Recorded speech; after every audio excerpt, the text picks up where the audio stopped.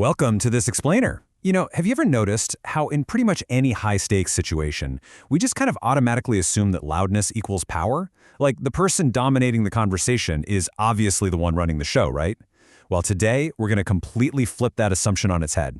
We're actually going to see that the most dangerous person in the room is almost never the one shouting. It's the one who's just sitting there, completely silent, taking it all in, and saying absolutely nothing. So, let's get into it. Let's look at the stark contrast here between the loudest voice and the silent observer. We usually think power inherently belongs to the loud guy. But, see, master manipulators know a little secret. Words are actually a huge liability. The second you open your mouth, you're basically showing your hand, just like you would in a game of cards. But that silent observer? By using targeted silence, they protect their hand and actually force the other person to expose theirs. It's wild. So it really begs the question, who actually holds the power in the room? The one making all the noise, or the one quietly gathering all the intel?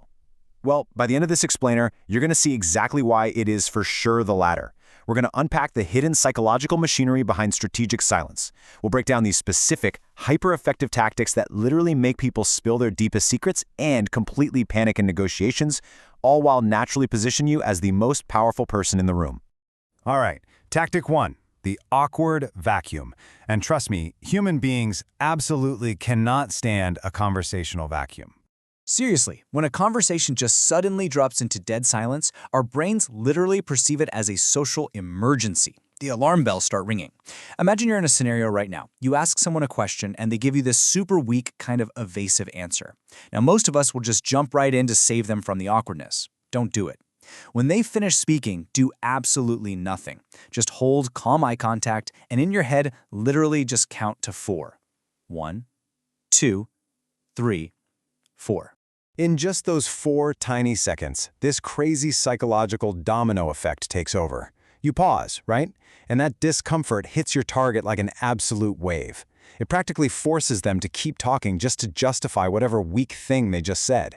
So they start over-explaining, their anxiety spikes, and eventually they just dig this massive hole and blurt out the raw truth. And the best part? You didn't even have to ask a single follow-up question. Moving on to tactic 2, the dominance shift. In social dynamics, the person who speaks the most is subconsciously seen as the one desperate for approval. But when you consciously choose to speak less, you instantly flip that entire power dynamic.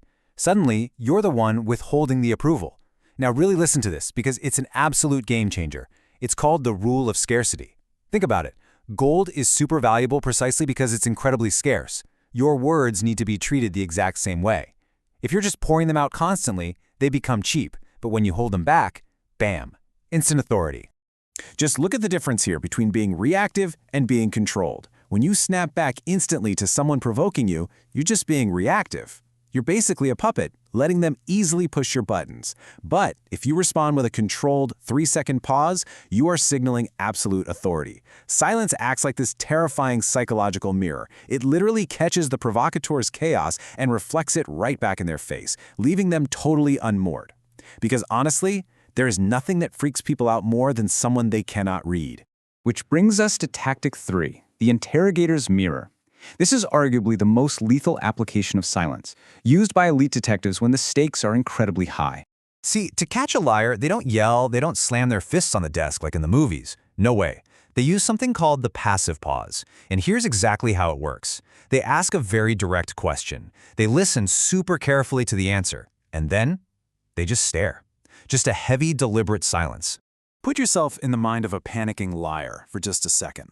When somebody lies, they are totally bracing for an argument. They expect you to poke holes in their alibi, they expect an attack, and they've got this whole script ready to fire back at you. But you know what they never, ever prepare for? Absolutely nothing. When you meet their super rehearsed answer with total dead silence, their brain just goes into absolute mental overdrive. They start panicking. They're thinking, oh man, did I say too much? Did they catch a glitch in my story? Wait, did they know something I don't? And out of pure, unadulterated panic, because they just weren't ready for the void, they will start modifying their own story. They'll nervously start handing over these unprompted details trying to convince you, and boom, that is exactly where their lie completely falls apart. All because you didn't say a single word. Let's look at section 4, your silent armor. How do we actually take all this intense psychological, bring it back down to reality, and use it in our normal, everyday lives? Well, here are 3 really concrete rules you can start using today without sounding like some weird robot. First up, the 3-second buffer. Before you respond to anything emotional, just let the air hang for 3 seconds. Let that emotion settle before you speak. Second, never, ever interrupt a complaining person. Let them rant until they're totally out of breath. Your silence afterward will completely deflate their aggressive energy. And third, end on a full stop. State your price or make your point, and then just stop talking. No nervous little "if that makes sense" at the end. Just let the silence protect your position. So the big takeaway is this: the first one to speak usually loses. Silence is definitely not a weakness. It's not a lack of courage or an absence of thought. Honestly, it's the ultimate display of emotional discipline. So the next time you find yourself in a heated argument, a tough negotiation, or just a really high-stakes conversation, remember the golden rule of the silent observer. Will you have the discipline to let the silence do the heavy lifting for you? Just think about that the next time you feel that overwhelming urge to fill the void.